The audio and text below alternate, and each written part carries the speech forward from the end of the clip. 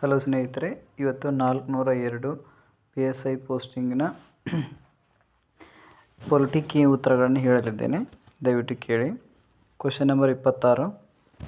ಲೋಕಸಭೆ Anglo Indian ಸಮುದಾಯದಿಂದ ನಾಮನಿರ್ದೇಶನ ಮಾಡುವುದಕ್ಕೆ ಸಂಬಂಧಿಸಿದಂತೆ ಈ ಕೆಳಗಿನ ಯಾವ ಹೇಳಿಕೆ ಸರಿಯಾಗಿದೆ? ಇದಕ್ಕೆ ಆನ್ಸರು 2.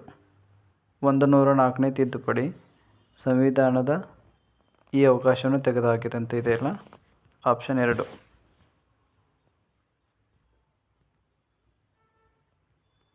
Question number 93. ನಿಲುವಳಿ ಸೂಚನೆಗೆ ಸಂಬಂಧಿಸಿದಂತೆ ಕೆಳಗಿನ ಹೇಳಿಕೆಗಳಲ್ಲಿ ಯಾವುದು ಸರಿಯಾಗಿದೆ ಅಂತ ಕೇಳಿದ್ದಾರೆ. ಇದಕ್ಕೆ option D, B, C, D ಇದು ಸರಿಯಾದ ಉತ್ತರವಾಗಿದೆ. ಹಾಗೆ 94ನೇದು ಪಟ್ಟಿ 1 ಮತ್ತು ಪಟ್ಟಿ 2 ಜೋಡಿಸಿ ಅಂತ ಹೇಳಿದ್ದಾರೆ.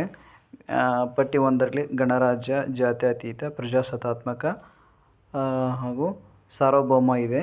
ಈ ಕಡೆಗೆ ಪಟ್ಟಿ 2 ಕೊಟ್ಟಿದ್ದಾರೆ. ರಾಜ್ಯದ ಮುಖ್ಯಸ್ಥನ ಅನುವಂಶೀಯ ಚಕ್ರವರ್ತಿಯಲ್ಲ. ರಾಜ್ಯವು ಯಾವುದೇ ಧರ್ಮವನ್ನು ಒಂದು ಧರ್ಮವನ್ನಾಗಿ ಗುರುತಿಸಿಲ್ಲ. ಸರ್ಕಾರವು ತನ್ನ ಅಧಿಕಾರವನ್ನು ಸ್ವಇಚ್ಛೆಯಿಂದ ಪಡೆಯುತ್ತದೆ. ರಾಜ್ಯವು ಆಂತರಿಕವಾಗಿ ಶ್ರೇಷ್ಠವಾಗಿರುತ್ತದೆ ಮತ್ತು ಬಾಹ್ಯವಾಗಿ ಸ್ವತಂತ್ರವಾಗಿರುತ್ತದೆ. ಇದಕ್ಕೆ ಆನ್ಸರ್ 1 ಸರಿಯಾದ ಉತ್ತರ.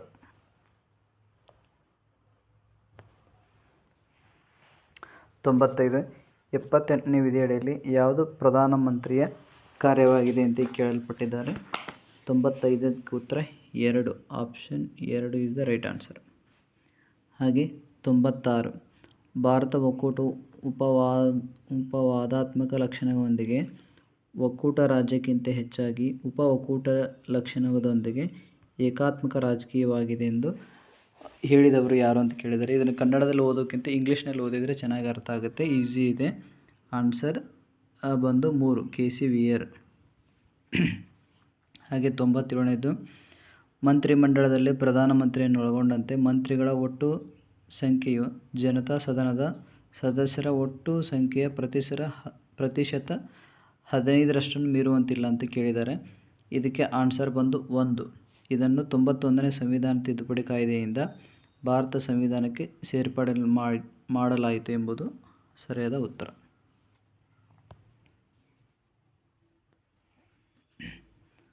Question number 98. ಕೆಳಗಿನ ಯಾವ ಸಂದರ್ಭದಲ್ಲಿ ಸಂಸತ್ ಸದಸ್ಯನೊಬ್ಬನು ಪಕ್ಷಾಂತರ ನಿಷೇಧ ಕಾನೂನು ಅನ್ವಯಿಸುವುದಿಲ್ಲ ಅಂತ ಕೇಳಿದ್ದಾರೆ. 98ಕ್ಕೆ 4ನೇದು ಸರಿಯಾದ ಉತ್ತರ. Option 4 is the right answer.